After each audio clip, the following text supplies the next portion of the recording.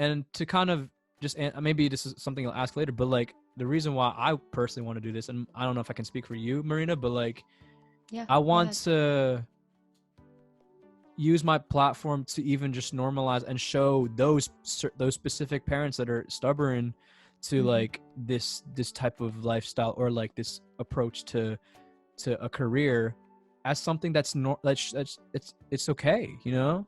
Like if we make it, quote unquote, not to jinx anything, but like if we make it, like, and if people who are parents or who might be stubborn to their kids and see us, I want that to be like a wake up call in a way that like, oh wait, like this is a career that works. Yeah. And it shouldn't be all based on money. And that's the biggest thing that I was going to get to, actually. So yeah, fortunately down the line, it ended up being a conversation about what makes me happy, you know? And as cliche as it sounds, I think everybody deserves to pursue something that makes them happy, you know? And I'm definitely blessed to have that opportunity to do that, because I know most also can't afford that. Yeah. And you know, and I hope not only is this a privilege, but it's also a big responsibility, especially the implications that we carry as artists. We you know, people look up to our opinions and our say in life, you know? So Yeah. I think in my case, it's more just inspiring people in general to do what they want. 100%. Because you're free to do what you want, and on God.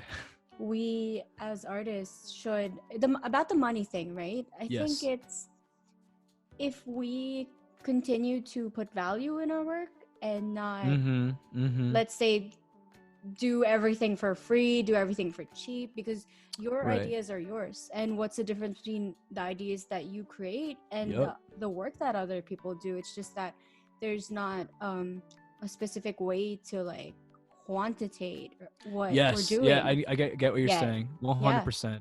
But it's all of us, we're responsible for each other as creatives, and just in general supporting each other's work and making sure that no one gets stepped on and no one gets overlooked. And just, I think that's going to help in bringing understanding to like all these other things, because I know there's so much people who want to express themselves but don't have the flexibility to do so.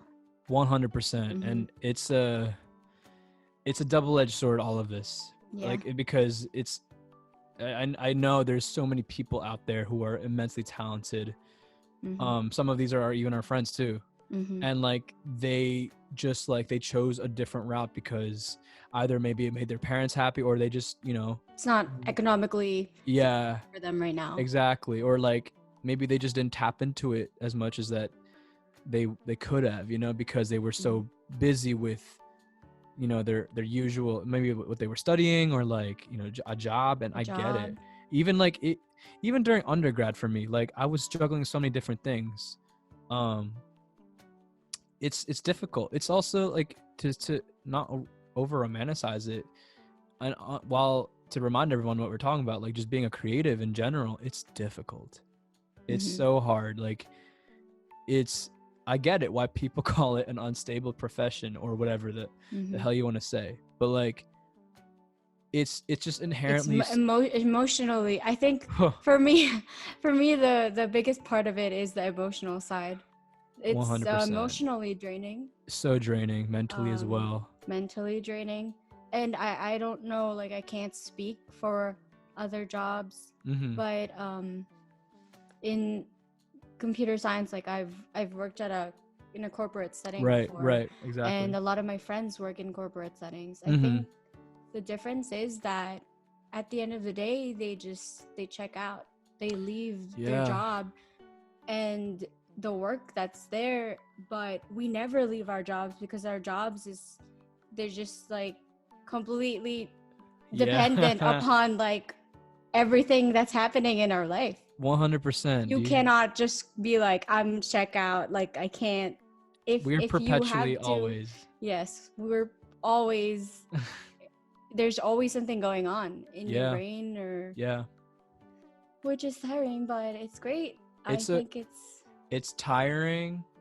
Sorry to interrupt, but like I agree, it's tiring, but like the payoff I personally feel when I do put something out, or like I perform a show, or like I or just a simple task of finishing something. It's such a definitely a dopamine release in a way, but also like, it's just like, wow, I did that. Like I can be proud of that. And like it's the thing about music or being creative in general, it's a long game.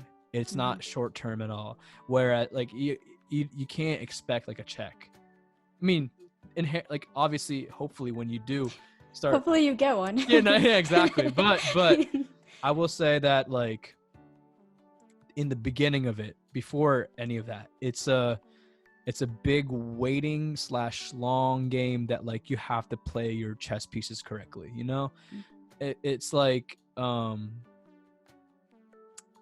I think I'll just simply put it as that. And then the thing that I feel like a lot of people lose sight of is that like them loving the craft, or people are just simply doing music because it's cool, you know, which to some extent you can't blame those people. Right, I get it, music is cool. Yeah.